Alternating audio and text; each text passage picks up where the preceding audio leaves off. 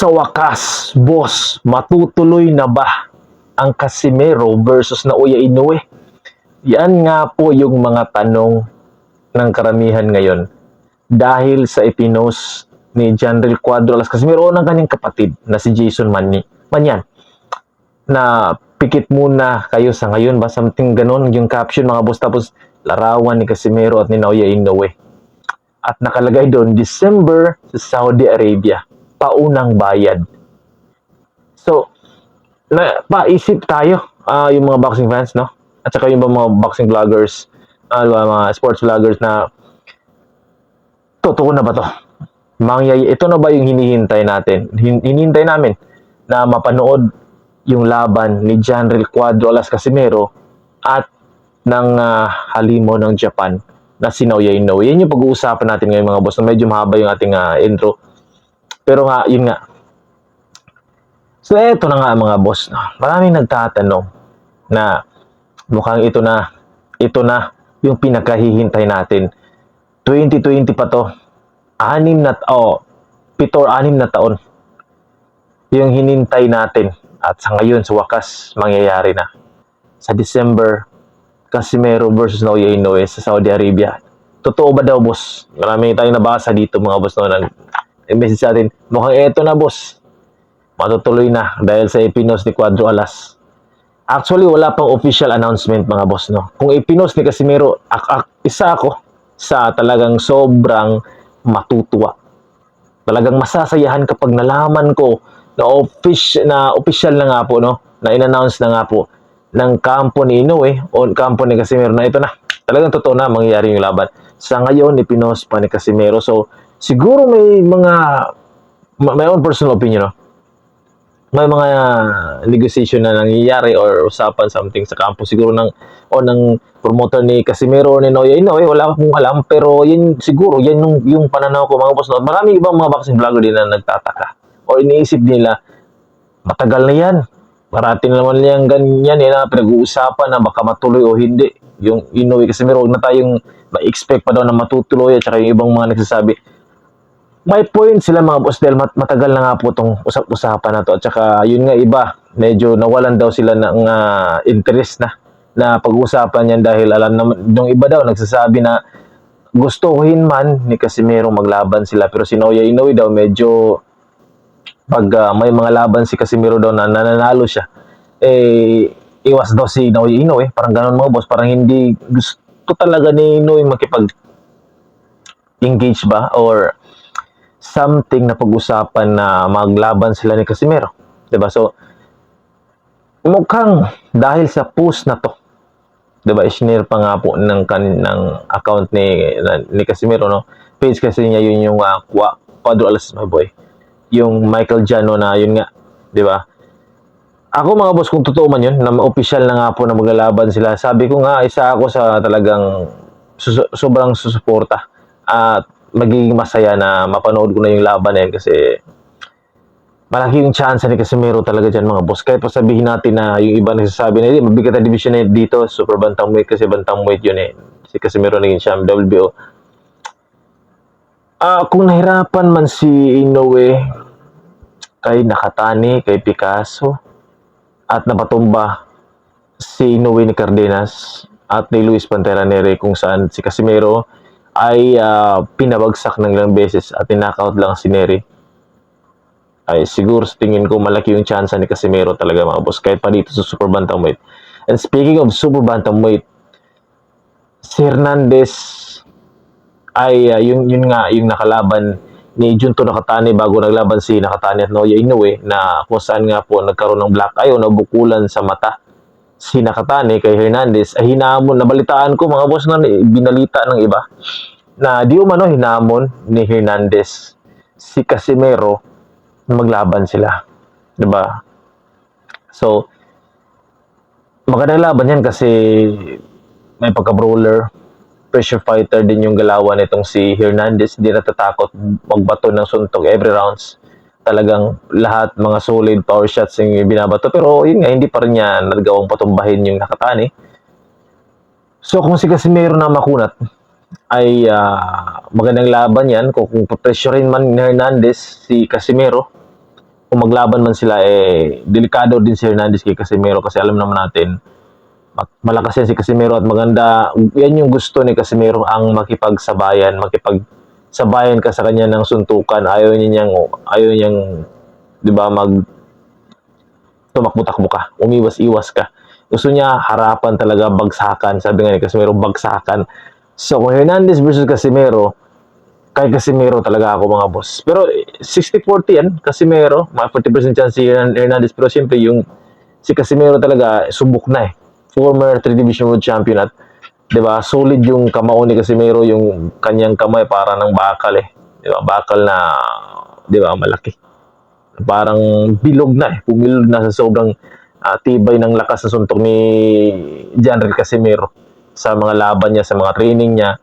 At hindi lang diyan dahil sa kamay, sa kanyang instinct, sa kanyang, di ba, mental toughness, game plan ni Casimero at ng kanyang kapatid, And nga, physically lamang din, matangkad si Hernandez, yes, pero physically, sa body structure at saka sa kanyang sa strength, sa power lamang si Casimero, mga boss. Kahit pasabihin natin malaki ng konti si Hernandez, pero wala. Marami naman nakalaban si Casimero, mga malalaki. At saka si Hernandez, matibay siya, yes. Pinahirapan niya si Nakatani or si Nakatani, di ba, binigyan niya ng mahirap na laban bago nakalaban si Naoya Inoue. Pero kung si Casimero, ibang usapan na yan, mga boss. Kasi kahit nga si Casimero versus Nakatani, 50-50 fight yan, pero yung suporta ko, Casimero pa rin Kasi hindi magpapatalo yan si Casimero. Alam, pag nalaman ni Casimero na di kalibre yung mga kalaban niya, paghahanda niya Yung, sa pagkakalam ko, yung nakalaban niya, yung hapon na tumalo sa kanya, di ba? Na mayabang na tumalo kay Casimero. Hindi ko sinabi hindi pinaghandaan ni Casimero yan, pero yun nga, mas pinaghandaan ni Casimero na sobra, like Rigundo. Diba, sa isang interview sinabi ni Casimero na sobra niyang pinaghandaan si Rigundo kasi former Olympian champion at maliksi yung galawan nito. Parang hito daw. Diba, hindi madaling hulihin, madulas. So, pinupusigin ni Casimero yung training, pinupush niya ng sobra ng sagad talaga sa training. So, kung kalaban niya si Nakatani or si Hernandez o sino man yung, lalo na si Naoya Inoue, talagang isasagad ni Casimero. Baka nga dadagdag pa siya ng nutritionist at conditioning coach power. Talagang kumpleto. Magdadagdag siya ng mga coaches, 'di ba, na talagang i-sure niya na siya talaga yung magwawagi sa malinis na paraan, like knockout, mga ganun, mga boss. So, ako malaki yung chance or yung tiwala ko na si Casimero mananalo dito, mga boss. At saka yun nga yung ipinost ni Casimero na balik tayo, mga boss, Kasi napanood ko, nabasa ko lang, nalaman ko na si Hernandez gusto makalaban si Casimero. Pero yun nga, balik tayo sa usapang pinost ni Casimero na Casimero versus Naoya Inoue, December daw sa Saudi Arabia. So, maghintay tayo, something ganun. May mga nag-comment doon. Hopefully, in-announce na talaga na it's official. Casimero versus Naoya Inoue, December. Talagang magandang di ba, pagsalubong niya ng bagong taon, ang New Year, mga boss, na malaman natin na maglaban sila or mapanood natin bago magbagong taon, mga boss, na bakbakan yung mangyari sa December. And susuportahan natin si Casimero, mga boss, dahil Pinoy siya, diba? So, I don't know, kasi ang plano nga ni Naoya Inoue, pag hindi umakyat sa Bam Rodriguez ngayong taon daw or 2027 next year, aakyat na lang siya, diba?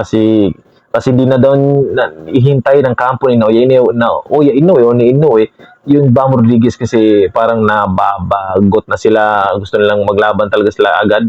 Tapos akit na lang siya, lalabanan niya daw siguro yun nga, Bruce Carrington na may hawak ng WBC belt, featherweight belt.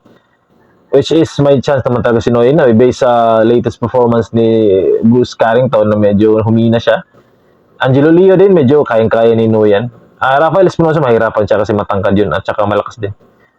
At Brandon Figueroa, mahirapan din si Naoya Inoue doon, mga boss. Matangkad at matibay yun. Pressure fighter, makunat yun. I don't know kung napabagsak na ba si Brandon Figueroa sa kanyang buong boxing career.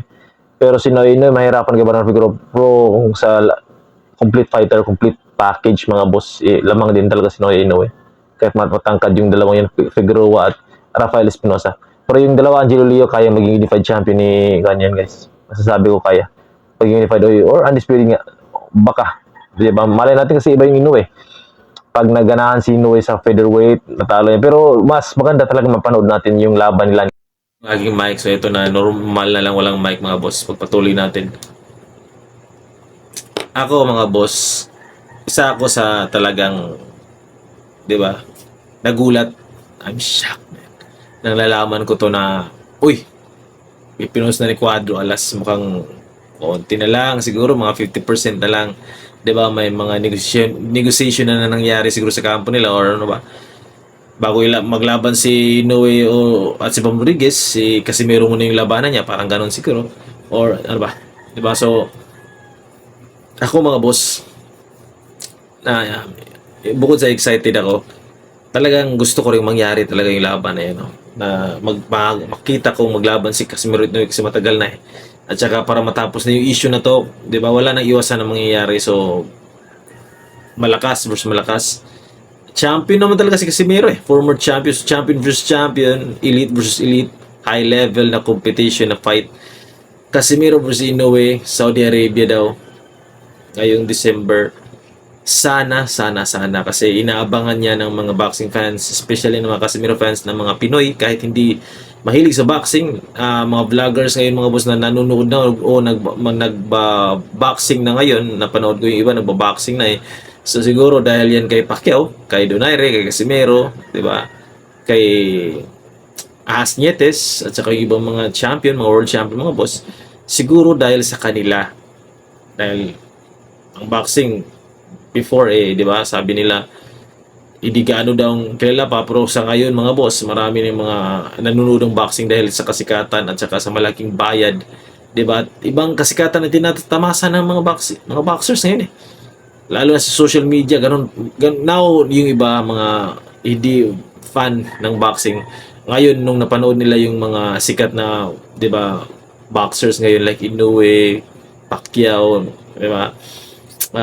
Donaire, Casimero, Lomachenko, Haney, Stevenson, Mayweather, Dimitri Bivol, Artur Beterbiev, Alexander Usyk, sino pa ba yung iba na hindi ko nabanggit mga boss. Panood nila ngayon, maganda pala yung boxing. It's a mental game, diba? Physical game, at talagang mapapaisip ka, hindi to ordinaryong suntukan na kanto, away kalye na para lang makapanakit, para makakuha ng belt, ng pera. It's talagang masasabi natin mahirap na sport tong boxing mga boss, kaya buhay mo yung kinakasalalay.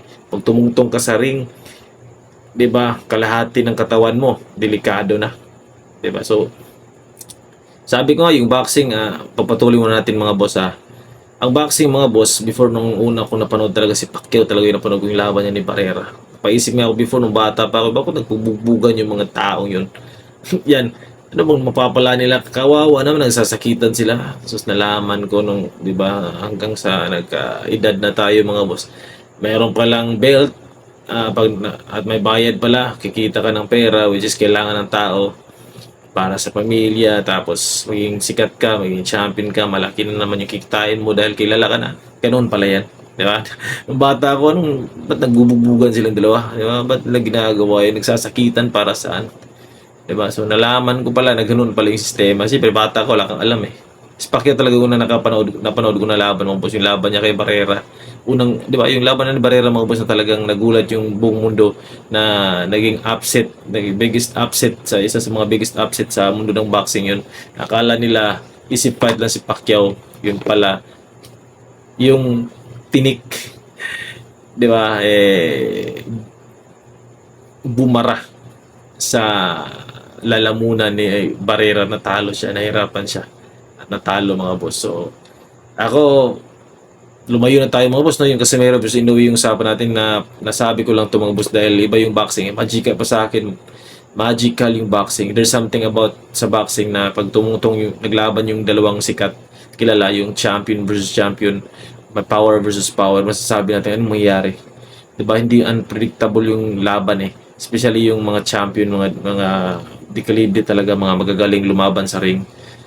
Papasabi ka na lang talaga, anong mangyayari sa laban na to? Sino kaya yung mahihirapan o mananalo sa laban to? There's something about, there's a magic sa boxing mga boss na hindi mo ma-explain, hindi mo paliwanag na ang ganda ng pakiramdam. Minsan kakabahan ka, minsan ma-excite ka, minsan magiging happy ka, di ba? Minsan malulungkot ka dahil natalo yung idol mo, parang ganun mga boss. At magiging, mas minsan excited ka lalo na pag nakatama at in-announce na panalo yung idol mo kahit nahirapan sa laban, parang ganun mga boss. So ako kay Casimero sa laban na to, I mean sa hopefully ay may final announcement na talaga na mangyaring laban na to. Excited ako mga boss. Wala pang final announcement, ipinost na ni Cuadro Alas. Siguro may negosasyon na nangyari nga ngayon mga boss sa kampo, or in-announce ba or kinontak ng bawat isa na kampo na maglaban lang sila para matapos na yung gulo. I don't know, hindi ko alam. Siguro.